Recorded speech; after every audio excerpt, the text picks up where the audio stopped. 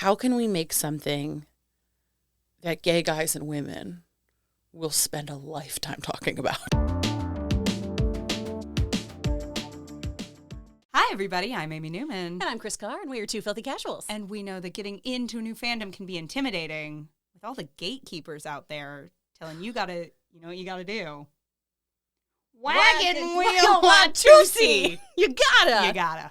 That's why in this podcast we invite a super fan on. That way you can ask your questions and you can dip your toe into a fandom sans judgment. And we are so excited to introduce our guest this week.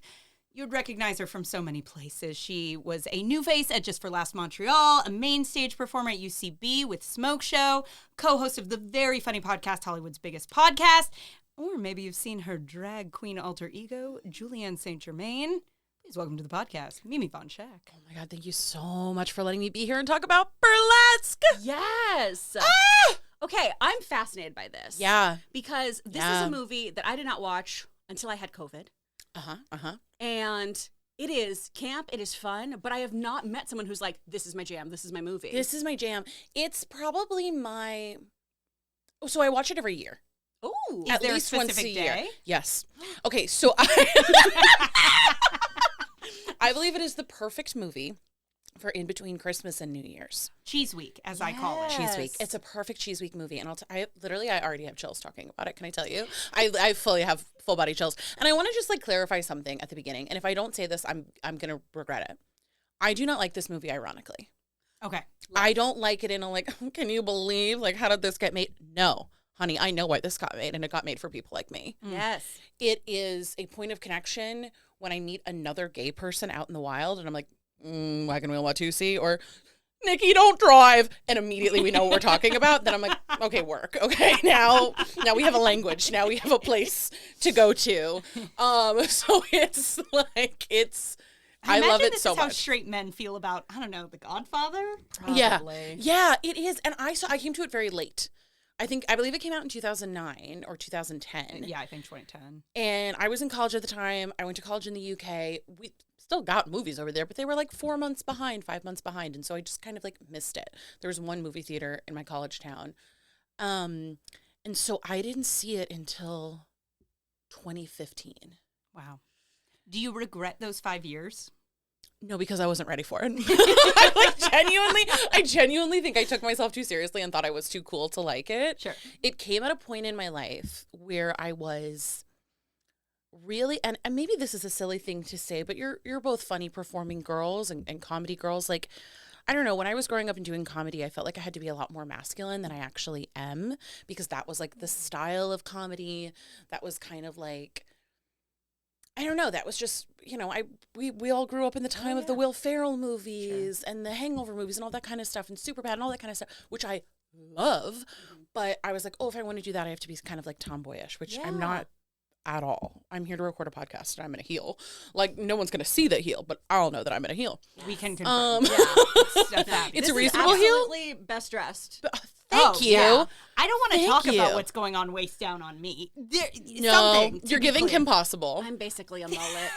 You're giving Kim You Possible. are giving Kim Possible. I literally walked in and I went, what's the sitch? I didn't say it, but I thought it. We'll never do a couple's costume because of Eric. Not because of Logan, but because of Eric. But we would be such a cute Kim Possible and She-Go. Oh my God. Do you want to get in on, sometimes we don't invite a third into our marriage, but we have multiple times invited a third into our group costumes, which I think is actually more intimate. I don't know if I'm ready for it then. Case in point, I mean, Amanda. Who would be, you would be She-Go? I think so. Yeah. She-Go is really important to bisexual women. Yes. She-Go means a lot to me. She-Go has meant a lot to me. Also, all of the Totally Spies. Would you like to pivot and make this a She-Go episode? No, absolutely not. We're going to dog ear that, though, and just go, we're coming back to this. Come back to that. Yeah. I will actually, if you ever have me back again, you will have me back talking about all the best bisexual characters. Fantastic. I will happily do, honestly, 3 hours if you let me. I'll bring a PowerPoint. But I was just like sort of rediscovering my femininity and what I like about, like, it's why I love doing drag. It's why I love Miss Piggy.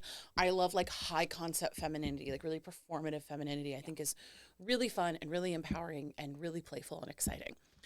And there's like a reclamation that can happen with it too, because a lot of it is like uncomfortable or expensive and patriarchal. So there's like a way you can reclaim it.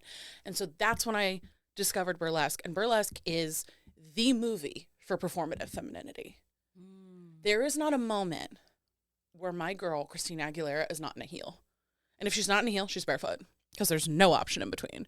You are not she works at it. The movie starts with her working at a diner. Yep.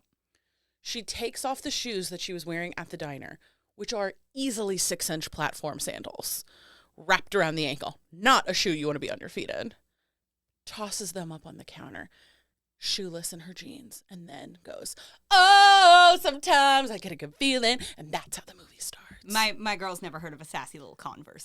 No, honey, she's never. not rocking a sensible flat. And this was 2010, which was the time of the Sensible sassy flat. little Converse, or the sassy little Converse with a dress combo.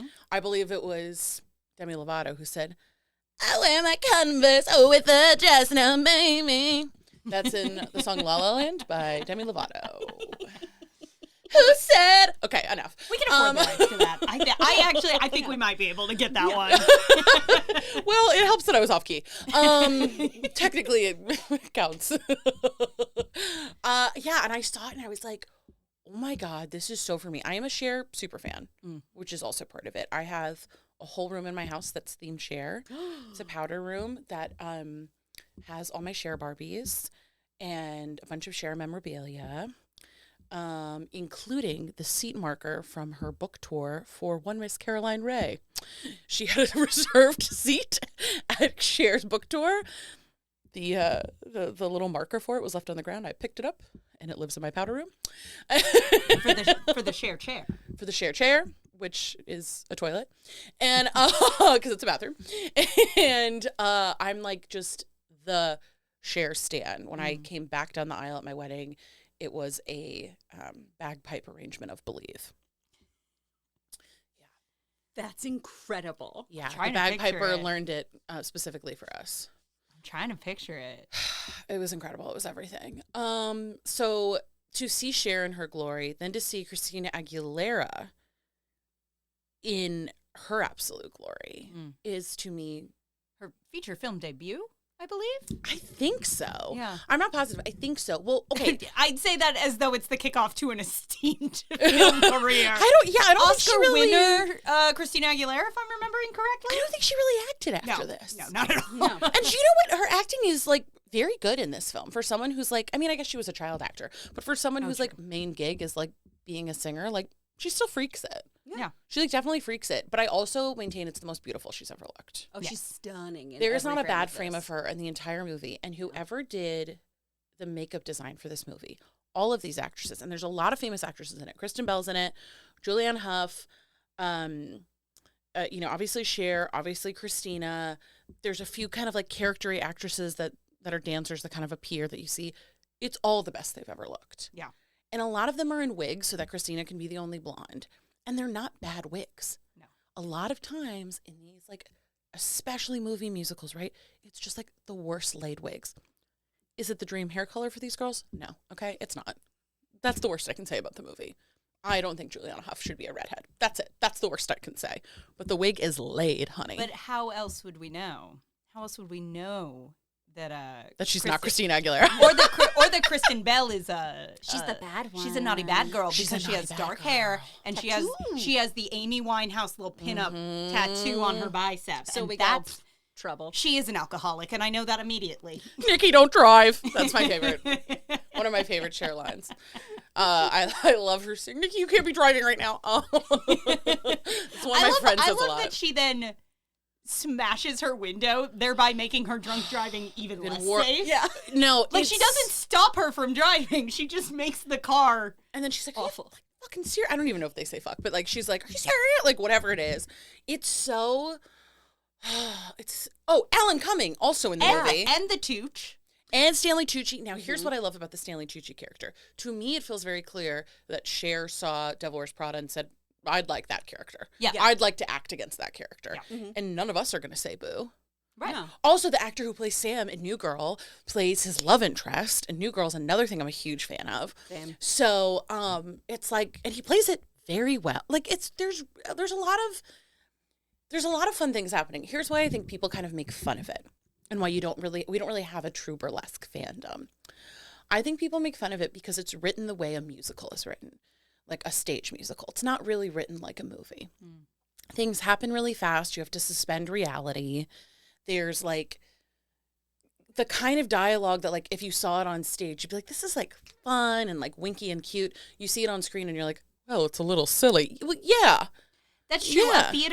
A theater funny joke is different than a movie funny joke. Yeah. Exactly. The thing that gets like a roar of laughter from a theater audience, if you put in a movie, people would be like, excuse me? It's a stage play that they like did for screen. And now, of course, it is a musical in London, but like, is it? I was going to ask about that. I was like, how has this not been put on stage yet? It just became a musical this year. Wow. It's only on the West End, but I'm hopeful it comes to Broadway or off Broadway or tours or something. But I want to drop a little lore on you guys. Yes, please. Are we comfortable with that? Yeah. Okay, so how familiar are you with the Pussycat Dolls? Ish. Enough that I was watching this going, isn't this just the Pussycat Dolls story? Okay. Here, get ready for this, sister. You snuggle up. So, you're so cute with your my little Shigo, my little compatible. And the little naked mole rat. Oh, that would be Trico. But you're not naked, you're covered in fur and you're perfect. So when the Pussycat Dolls started, which was before it was a band, it was a burlesque group here in Los Angeles, headed by Robin Anton, who was the choreographer for them.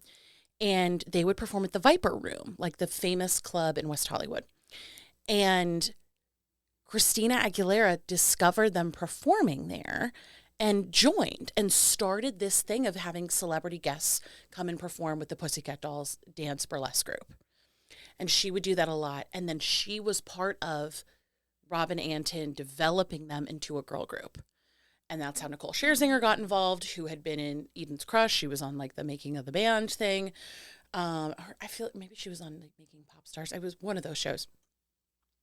And so Christina Aguilera is very tied to the Pussycat Dolls because she's kind of the reason why we had them as a band and why they became so big and why it became a mark for these like early aughts pop stars and tabloid girls to be a part of their shows. And then when they went to Vegas and had that big residency, like that was a big, like plot point, right? So there's this like thread of the Pussycat Dolls that I think is in burlesque. And I also think it makes Christina like very qualified to lead this and tell this as a story. I know that she's helped with the music for the burlesque stage production.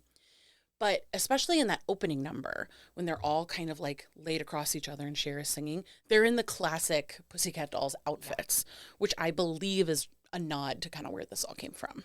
Okay. Which was so funny watching this of like, oh, right. I wasn't like a Pussycat Dolls fan, but boy howdy did all this aesthetic just like shape high school me's idea of like, that is what is sexy. That is what men want. Yeah, that's sexuality. I don't know how to do that. Yeah. So good luck me. Yeah. And then like I think it's the first Charlie's Angels. But no, actually no, I think it's the second Charlie's Angels where they have a Pussycat Dolls moment too, where they're like in a burlesque club and they're in that look. It's like kind of like sailor piratey, stripes, sequins. Which in hindsight I do go back and go, is that woman? Is no, that male I don't gaze? think men find I don't think that's the male gaze. It's not the male gaze. It's the male gaze. GAYS. Oh no, that happened at the same time. That means it's a clip. Clip it. You have to clip it. It like it's in the same way that like Bob Mackie. Do you know what I mean? Like as a lot of us would look at women in Bob Mackie's outfits and go, that is so sexy. They look so sexy. They look so beautiful. They look so amazing. It's not really made with a male gaze in mind. It's made to be like high glamour. And I think that's what I love about the aesthetic of this movie. I think it's like it's a very clear visual language the whole way through. And it is like, to me, it feels like the last hurrah of the 2010 sexiness. Like that is capturing 2005 to 2010. And it's like this final explosion of like, this is how sexuality was expressed. Yeah. Or at least, kind of as women, what we were told. Like, this is it, baby. It's heavy makeup. A little sailor hat for some reason. The little sailor hat. It's like the classic, like, red lip with the, the big winged eyeliner. Yeah. There's a lot of sequins. There's a lot of glitter. Which, if you posted any of this on Reddit now, you just get I don't like that. Yeah, no. I don't like that. I like girls who are natural. Oh my God. No, you don't. You like girls who are wearing an amount of makeup you can't quite put your finger on. Well, that's literally exactly it. Mm-hmm. That is, I think, why I love this over-the-top look, is because it's not made with the intention of, like, it's purposeful. It's like drag, right? Like, we're very aware of what we're watching. We're very aware we're watching someone perform. It's what, as a little girl, I imagined I would do someday. Mm-hmm. Yeah. When I want to impress female friends. Yeah. Is when it's the full face. Yep. Yes. And the whole movie, like, okay. So much of reality has to be suspended for burlesque to work. And again, that's why I love it. It's total fantasy. Yeah. But you have to suspend the reality that, one, she would be walking down the street in LA. First stop. I love movie LA. It's movie nothing LA. like my lived experience. No. Oh, I always say I would love to live in New York if it was filmed in LA. Like in the same way, like it's the same thing. Actually, we need to go back even further. We need to talk about how she gets to LA. Sure. Which is that she buys a one-way bus ticket. Oh yeah, I love that. One-way around trip. Are you serious? She freaks that line delivery. She freaks that line delivery. I live for it. I live for that line delivery. And then she has one hardshell suitcase. Yes. That's all she's taking. That's it. Wheels weren't invented yet. Wheels weren't invented. Not in Iowa. The suitcase is heavier than whatever's in there. You could not get a Samsonite in Iowa at that time. It is just like... it's so stylized. It's so crazy. All the makeup she's wearing wouldn't even fit in that case. It's crazy. And she gets to LA. She drives past the Hollywood sign. Sure. And then she wanders in to a beautiful double-decker club. Yes. On Sunset Boulevard. Okay, let's unpack that. That's all single level buildings on Sunset Boulevard. I don't know what building she goes into.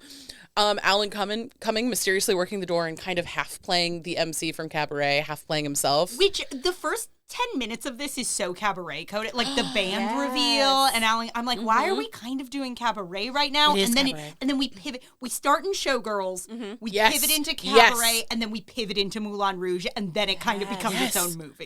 It's wild. It is as if someone made a Pinterest board. And it was me, baby. It was right. If someone was like, let's pick a 17-year-old theater girl's Pinterest board of what she thinks is sexy and Hollywood and cool, and then let's mash it all together into one movie that is just pure fantasy fulfillment. And that is why, I freak with it so much. And like Alan Cumming, crazy beat on Alan Cumming. Yes. He is beat to the gods in that makeup. Makes a Polish joke. Great. Okay. And then like suddenly she's working at the club and then we're there. And the having to suspend the reality that a club like that could even exist anywhere, but especially in LA, is crazy. Which, okay. We're getting ahead of ourselves. Yeah. But walk it back. In 2010, it was $20 at the door to get into that club. Feels a little steep. Am I not? Today it would be like $35. Yeah. But then it's like, so constant money troubles plague Cher and her club. Yes. This club is like pretty packed when she goes in.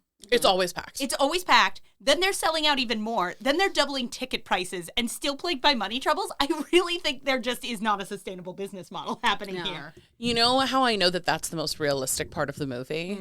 I do live comedy in Los Angeles. That is the part of the movie that I identify with the most. Yeah. I go, no, that's realism, honey. Yeah.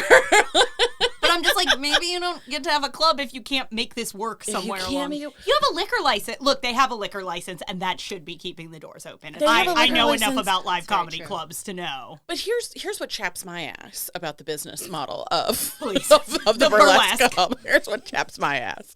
She's got a lot of people on that payroll.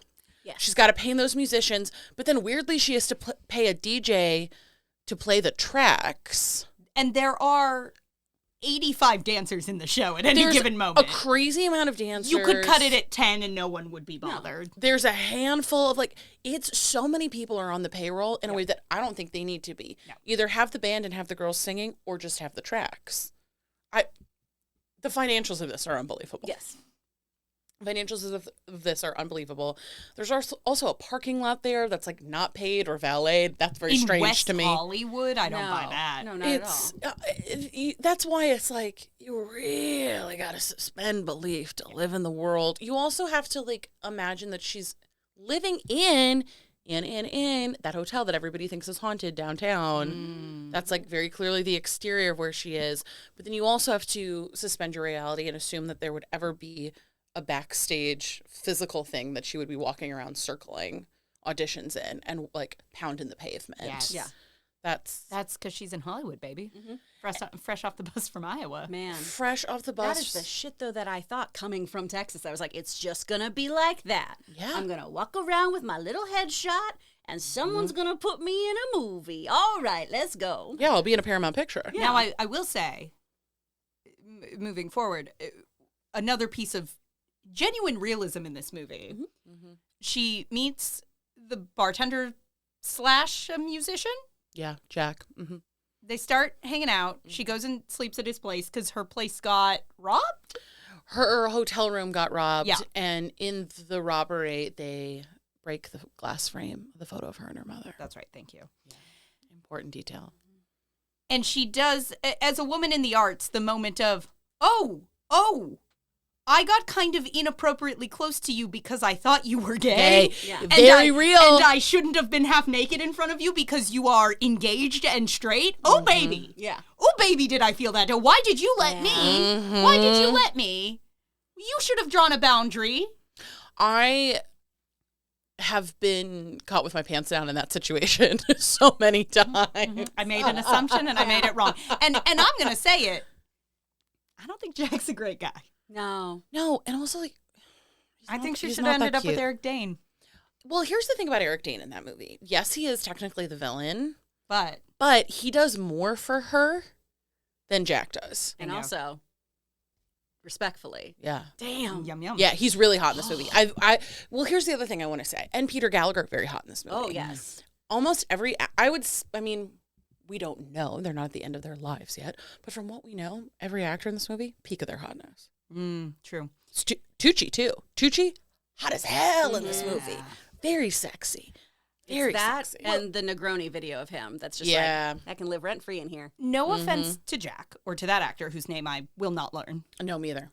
But he is objectively a good-looking person. He is. He's handsome. He is exactly, I was discussing this with Eric. He is exactly that type of guy we decided was the man in 2010. The Chad Michael Murray mold of somehow both a very masculine face, but in a pretty way. Yes. Blonde-ish. And muscular. Yep. It's your Chad Michael Murrays. It's kind of your Paul Walkers. It's this guy. Totally Paul Walker vibes. Yeah. And personally, not for me. No, not for me either. It's a little more, we've got Paul Walker at home. Yeah. I don't need this. I mean, I have my very own Eric Dane. And his name is Eric Danes. And we have watched movies with Eric Dane in it and gone, you're going to kind of age into it. Oh, I love that. When you said that last night at the bar, though, he went, yeah. It was so sweet. If I was in this movie, my sights would be set on Peter Gallagher. That's so valid. Yeah. Mama. And some of those background dancers. Oh, sure. I'm going to say it. I actually really like Julianne Hough in the red wig. Well, she does look very cute in it. It shouldn't be her home base, but she looks very cute. I like it. I think she also is obviously she's very fake pregnant in this, but the outfits they put her in when she's pregnant are adorable. Her insane wedding dress. The insane wedding dress. Where they have a nice ritzy wedding and she's in a little shotgun Vegas wedding baby doll. I love it. It's so cute. It's crazy. It's a mess. I love it. All of it is crazy. All of it is crazy. And it feels like everyone who worked on this movie got together and said, how can we make something that gay guys and women will spend a lifetime talking about? But again, it's so funny because it feels like the idea of it feels like it should be curated to the male gaze. Yeah, but and it's not. Yeah. It's Not even a little bit. all. And I would say that's true of like most of Cher's career, right? Yeah. And like in some ways I think you could say that about Christina Aguilera's career too. Like she was really doing overt sexuality when nobody else was. And she was definitely like a sex symbol. But interestingly enough, I don't think she held that place of sex symbol as highly as like a Britney Spears did or a Jessica Simpson because it was so overt. It's always interesting where you get those people where it feels like one of their first descriptors would be sexy, hot, but then like you ask your straight guy friends and it's like none of them go, you know which celebrity really does it for me? Yeah. Christina Aguilera. It just like wasn't something I feel like I was hearing regularly. Yeah. Well, it also goes back to those ideas of femininity in the early 2000s too, of Britney Spears had this whole virgin chaste thing around her. There was this kind of forbidden quality to being attracted to her. Whereas Christina, because she just played into that of like, no, I'll be the one who owns my sexuality. I'll be sing the songs slut. like Dirty. Yeah. It was literally like, I will, if we're going to slut shame, I will just already be the slut. Yeah. And it's one of the things I love the most about Christina Aguilera. I quite honestly don't know her music very well. Her as a persona, as a performer, I love. Yeah. I have loved, like, as she's had kids, like, seeing her body get curvier, seeing her get small, like, seeing her go through, like, the full range of, like, being a normal human woman has been fabulous. I love that she did a Spanish language album. I am, like, a fan of her as her persona, even more so than, like, I know her music so terribly well. But she did a really empowering thing that I don't think we looked at as empowering at the time, but ultimately was a very empowering thing. And I loved her 1940s era as a retro girl. She was doing like Ain't No Other Man. Candyman. Loved that era. And it was such a good, like, her accepting like what her voice is. Oh, loved it. But I would say that's true of like Cher's career, right? Like she really she's a gorgeous, sexy woman who has always been gorgeous and sexy, always been beautiful. But we're not walking around being like, what a sex symbol, Cher, at this point. Yeah. I think in the 70s, and that's absolutely. On us. It is. I'm saying it. But I feel like... Thank you for being brave. And she is a 35-year-old boyfriend, and she's 75.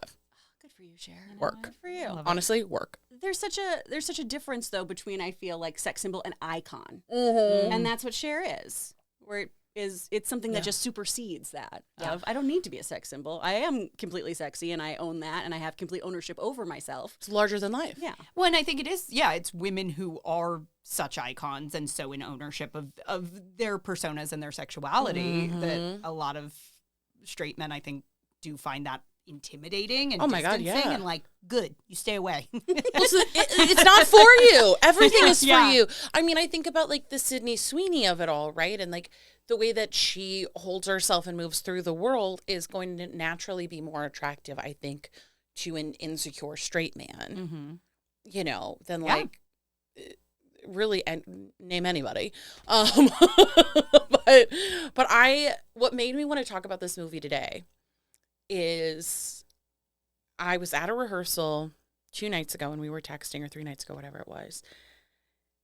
And I don't know how, I think how it came up is everybody is doing the like, Michelle Yeoh, like, Madame Morrible, flip it around, wicked witch, like that. And a lot of people in my community have been going, flip it around, wagon wheel Watusi. And that's sort of been the thing. And so we were all talking about that. And then there was a guy there, very, very funny comedian, very funny online comedian, Evan Mills. And it was really our first time hanging out at this rehearsal. We'd really only met 1 or 2 other times. And the way we just fell into step talking about this movie. We could not stop talking about it. We were laughing about it. We had all the same points of reference around it. And to me, that is the exciting part of being a part of a fandom. The joy of being a part of a fandom is having a shared language and a shared sense of like inside jokes immediately that you can hop in on. Yeah. And that is true of all the fandoms that I am a part of. There's like something in it where like as soon as you start talking about it, you get into that flow of, now I kind of know what your taste is. And now it's a lot easier for us to chat and be a part of it. Oh, we were all the same type of weird as kids. Yeah. Exactly. Exactly. We're all the same type of uncool in high school. Yeah, we have the same guilty pleasures, yeah. you know? And like I love the band Allie and AJ. I've seen them multiple times. You may know them as Potential Breakup Song. I know them from their most recent album, Silver Deliverer. I've been following them for years and years. I've seen their shows more than any other ones, simply because like they're accessible, like they're a lot cheaper than a pop show. But the fandom there is like a very quiet, thoughtful fandom. Everybody sort of like very gently moves about the theater and the space. And then I'm also a really big fan of Crazy Ex-Girlfriend, that show. And whenever I go to like the music shows that they do, everybody sort of like quietly and respectfully moves that place. And I'm like, well, of course everyone would behave that way, because the things we love that we're here to be a fan of naturally are that way, you know, like that's part of the fabric of that, is like being, you know, a certain way. So that's one of the things that gets me lit up about it. And also like it's the other story I wanted to make sure I told. Really good friend of mine was having, and I told her I was going to tell this story. She was okay with it. She had it was the day after a truly out of the blue devastating breakup after years of being together. And she's in a low place. She's been crying for hours. I get over there to her house, and we're kind of new friends at this point, you know. I didn't really know what to do for her. We talked for a while. We cried together. I held her. And then I went, you know what you need? And I put on Burlesque. And she goes, what is this? And I go, just watch. And she's sitting there with like a swollen, tear-stained face. And she goes, what the fuck is this? And I go, just wait until Wagon Wheel Watusi. I was like, you can turn it off after Wagon Wheel Watusi. And now we both love it and are obsessed with it together. Yeah. We're trying to figure out how we could get to London to see the musical. And she was like, on the lowest day of my life, you were like, know what you need. Wagon Wheel Watusi. You can't tell me what I need. You just need to show me. It's every line. Every line is such a fucking clinic. Put the money in my hand. It's so good. Welcome to Burlesque. I love it. I love it. I love it. When they do a reboot, I want to be in it. Who would you want to play? And please say Stanley Tucci, because I think it's the right move. Fuck, yeah, probably Stanley Tucci. Stanley Tucci, but if that character was written in the 90s for Kathy and a Jimmy. Oh. That would be my dream. Yes. There it is. Yeah. And I'd love to see Sabrina Carpenter play Aguilera's role. Mm-hmm. Allie. And I'd like Cher to play Cher again. Yeah. I think you have to. Who else? I think she'd be available to do it. I think she'd want to do it. And you're right. Who else? Who else could do it? Yeah. So that's me with Burlesque. And I think what you'll find with other Burlesque fans is that we share a lot of similar interests. Pop divas, the concept of a diva off, because this entire movie is sort of a diva off between multiple different divas. Drag, the Victoria's Secret fashion show. I would say all of these things. Which feels tied in with that Pussycat Dolls early, like, 2000s, 2010s. Yeah, it sexuality. It's the 2010s baddie. Yep. This makes so much sense for the friends of the show who have written in, who've like been on here, of like Tiffany and Dalen, where it's like, oh yeah, no, who both just wrote in Wagon Wheel Watusi in all caps. Slay. Wagon Wheel Watusi, which, by the way, like, is one of the weaker dances. It's so bad. It honestly, we got a question. The Joelster asked, like, is this movie just what Showgirls was trying to be? I think so, a little bit, honestly. And Wagon Wheel Watusi feels very Showgirls coded. Yes. And, like, I don't think that there's, like, I think Showgirls limped. I love that. I just saw it for the first time recently. Showgirls limped so that Burlesque could run. And I think we will look back on Burlesque the way we look back on Showgirls. Yeah. where we were like, actually, there was like some really iconic work happening there. And we were all just like a little too up our own butts about what we thought was like cool. And this actually has stood the test of time and being very like performative and fun and campy. I did leave that screening of Showgirls with a friend of the show, Dalen, and we were both like, is that actually a great movie? And everyone with us was like, it is not. No, but it and is. We were like, but I think I get it. Yeah. Like we both You left get it. like, I get it though, and it's really good. But I do think it comes down to, and this is no shade to anyone who does not like that movie, right? Taste is subjective. But I do think so often we're up our own asses and are just like, I can't allow myself to like this, like you were talking about before putting off this movie, of, oh, well, that's not cinema. That's not this. It's the same shit I get when people are like, no, you really like Muppet Christmas Carol that much? And I'm like, that's cinema. That is the best movie I've ever seen in my life. Yeah. I'm sorry, people say that? People do not believe me, because we talked about this on Patreon once. They do not believe me when I say it is my favorite movie, unironically. Yeah. Because they're like, no, but like, it's like a joke that you like that, right? I'm like, do you want me to say fucking Citizen Kane? Because that movie's trash. I have discussed this multiple times. I'm a huge fan of A Christmas Carol. Yeah. It is the best adaptation. Absolutely it I've is. read that book a million times. It is the best, one of the like closest to the spirit of what Dickens It's did. so good. It's so good. It's a masterpiece. Yeah. It really is. And it's like, a part of it is like truly fantastic acting from Michael Caine. Sure. He's incredible in it. He was made to play that role. Amazing. He was made to play that role. This is also like the thing with like people's letterboxes, like celebrities, when they say something that they genuinely like. People came after Emma Stone for saying she liked Princess Mononoke, and they were like, sure you do. Why would she not? Why would she not like it? I feel like someone tried to give me shit for my favorite movie, Ratatouille. Listen, here's the thing. I cry every time. We, especially here in Los Angeles, we are in this, I have to quickly pause. Have you done the Ratatouille ride at Disney World? Yes, I have. It's an amazing ride. It's an amazing ride. It was lovely. Incredible application of that technology, and I'm very anti-technology in Disney World rides and Disneyland rides. Yeah. I like when things are practical, and it's practical kind of stage effects. I think that's like very cool, but that is a really good use of it. Two of my favorite movies of all time are Ratatouille and Guardians of the Galaxy, and that day of my honeymoon was just everything I almost barfed on that ride, but oh, for sure. That'll happen. Apparently, if you look at Guardians of the Galaxy Cosmic Rewind, which is a spinning coaster, if you don't know, but you listen to this podcast, so if you're not completely tuning out when I talk, you do know. Apparently, if you look, the openings on the trash can at the exit are significantly bigger than the openings on most Disney trash cans. Stop. They knew. I'm obsessed. And that right there, Walt's legacy. He that went from counting the steps to the trash cans to wide mouths. Are you guys Disney people? Ish, yeah. I'm theme park people. Yeah. Yeah. I worked at the park. Oh, you did? What did you do? I did the college program where I was friends with Mary Poppins, and that was so short-lived. I'm going to start crying. I'm sorry. I had a really emotional reaction to that. I'm sorry. I never got through my training, though, because they also made me be a head costume character, and I have horrible claustrophobia. So I would just cry inside my suit. I was like King Louie with my stupid little dragon stick arms. And people would come up and be like, Planet of the Apes, and I'd be like, fucking no. So then I became a character manager. Can I just and you can cut this out if you want to. You have Poppin's face. And that's why I had such an emotional reaction to it. Because as soon as you said that, I was like, oh my God, that's exactly what the character in the books looks like.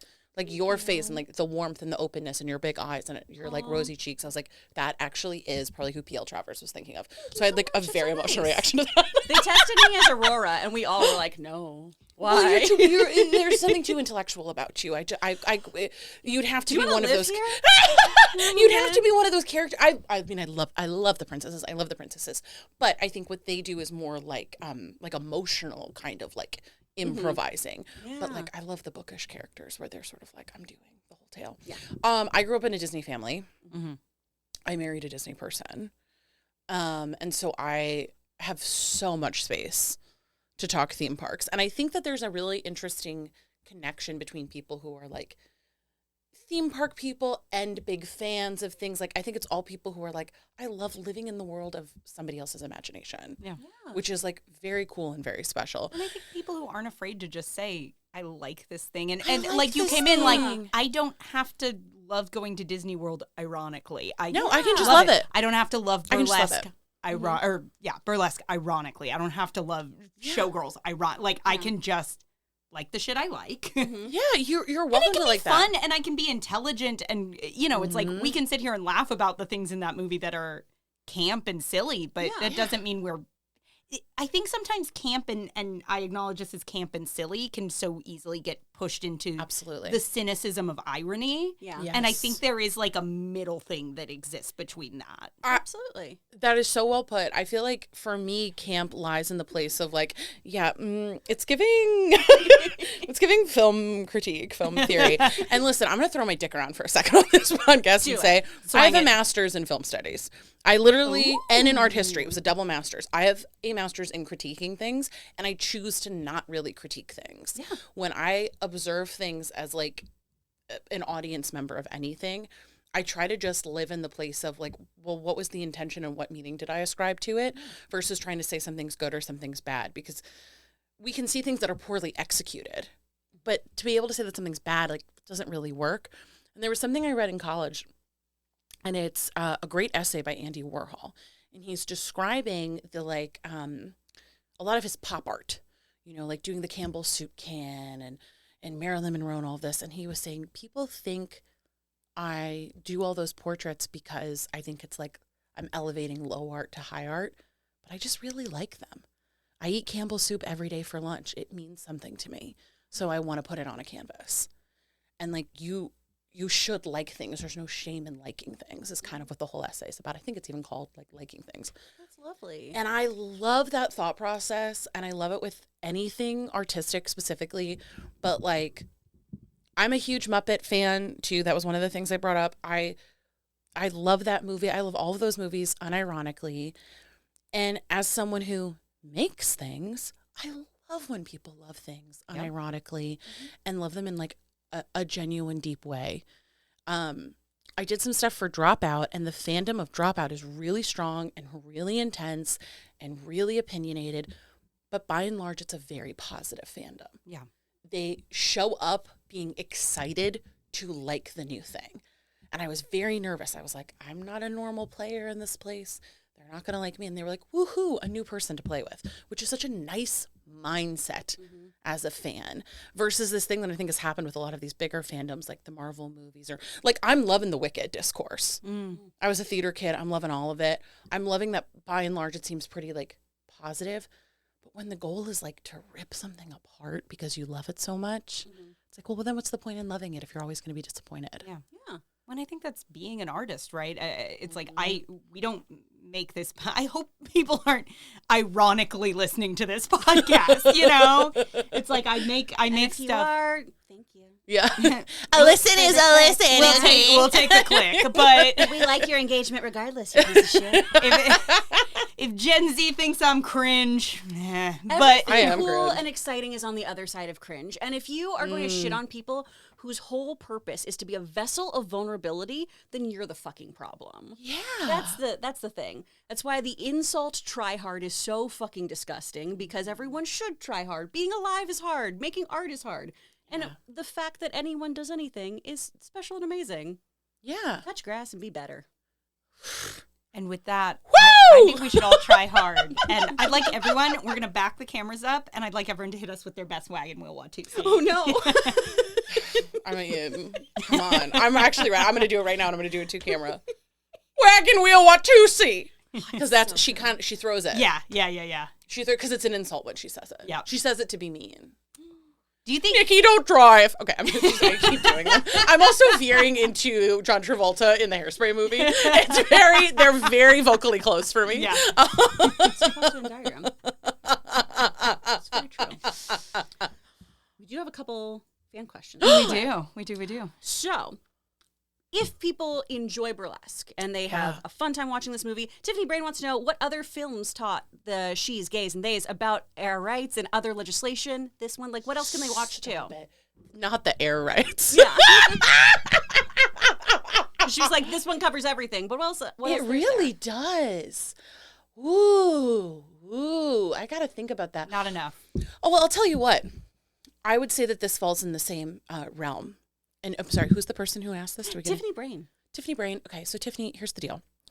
You have to go to the work of the iconic divas. Because when you go to the work of the iconic divas, you're living, okay?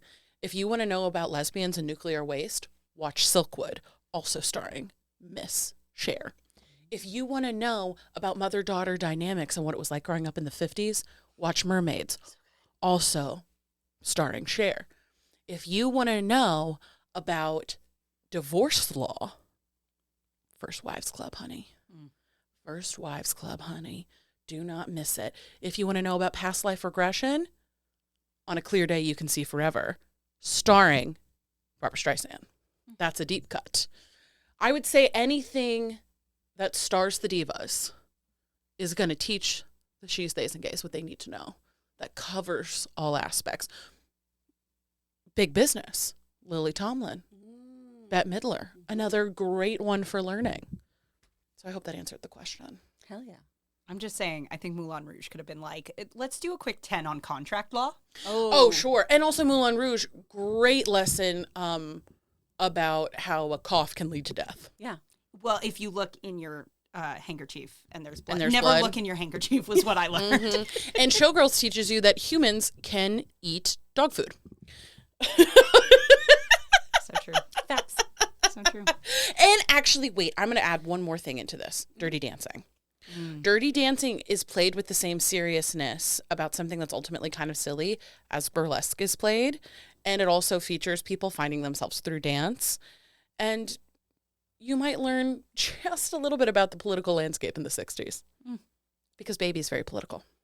There you have it. Tiffany also just wanted to know, do you remember the cross promotion with Smashbox Cosmetic? Tiffany, Tiffany, listen. She messaged me too to be like, enjoy my unhinged comments. And I was No, like, no. Tiffany, You're home here. Yeah. Tiffany, I have tears in my eyes. Tiffany, no one has meant more to me right now than you. If I'm Cher, you're Allie. You know what I mean? In many ways, I hope to be your Tucci. But I vaguely remember it because I remember coming home in college at Christmas time and seeing the promotion for it. And more than anything, I remember I grew up in New York City, seeing the promotions on the side of the buses. There was big bus promotion.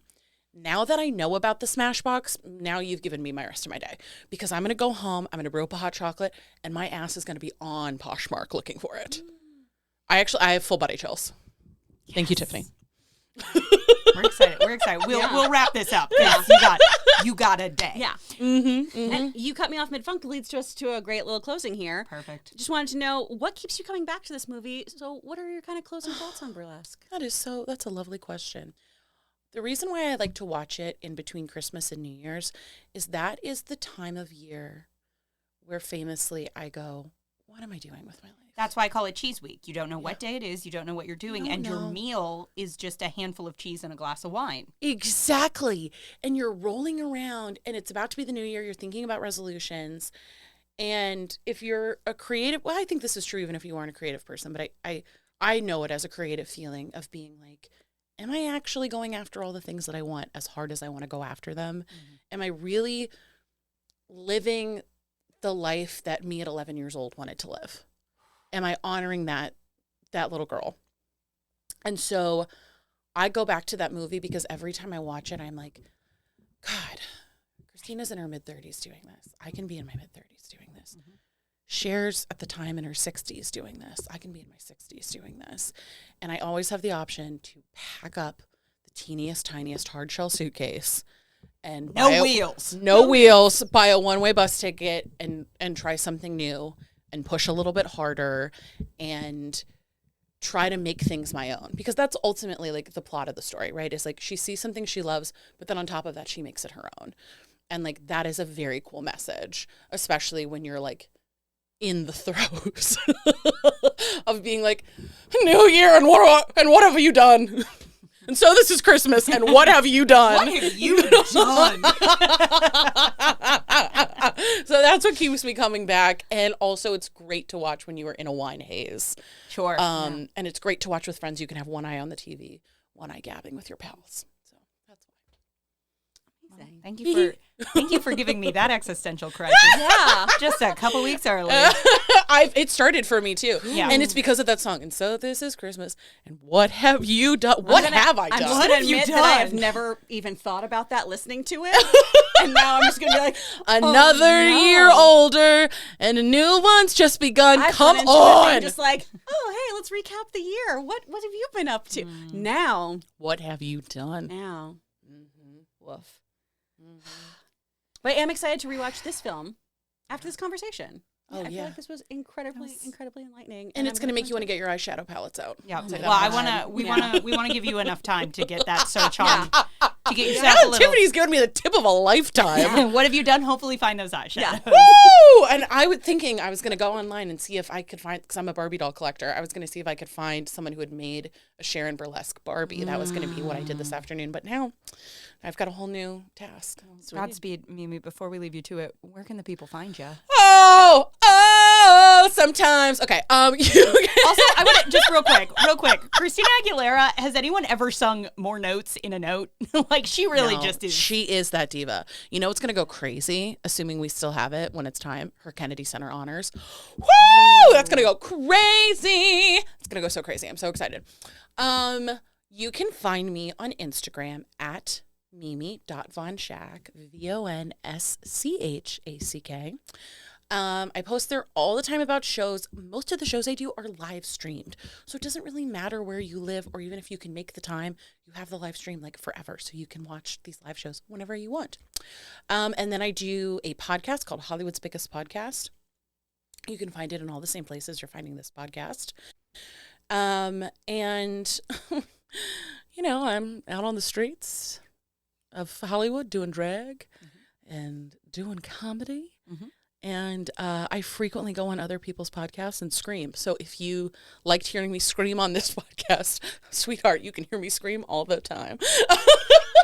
There's at least 50 plus hours of me screaming out on the internet for you to enjoy. You haven't had enough of our screaming. Yeah. We love to open up your horizons and open up your women screaming on. Yeah. If you get off on women screaming, honey, you're going to love my output. And you're here, so you do. Oh, and yes, and I am not only in, but I am also producing a show that is happening on December 9th and December 14th. It is called Susan Bones, The Untold Story of the Horse Girl of Hogwarts. It is. Okay, so it's a parody of the real character Susan Bones, written by my friend Zach, who has never seen any of the movies or read any of the books. And Susan Bones is incredibly horny and mean, and I play one of the few characters from the books that is in this. I play McGonagall. So you can live stream it. You can live stream December 9th's performance at UCB, or you can see it in person at UCB or at the Lyric Hyperion on December 14th.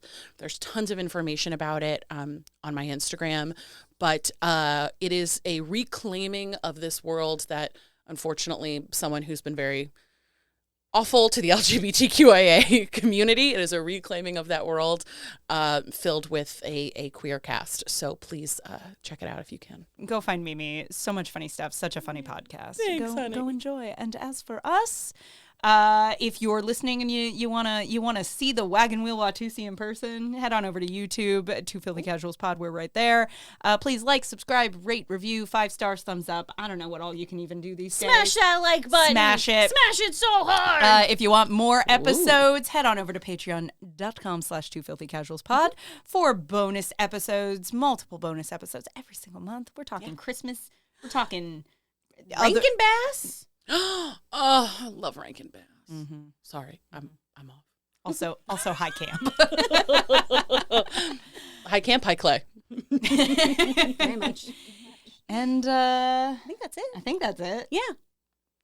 Thank you so much for being here. What a joy. Yeah. And until next time, I'm Amy Newman. I'm Chris Carr. And if you followed this fandom, you'd be home by now. One for the road. Wagon Wheel Watusi. Nikki, don't drive.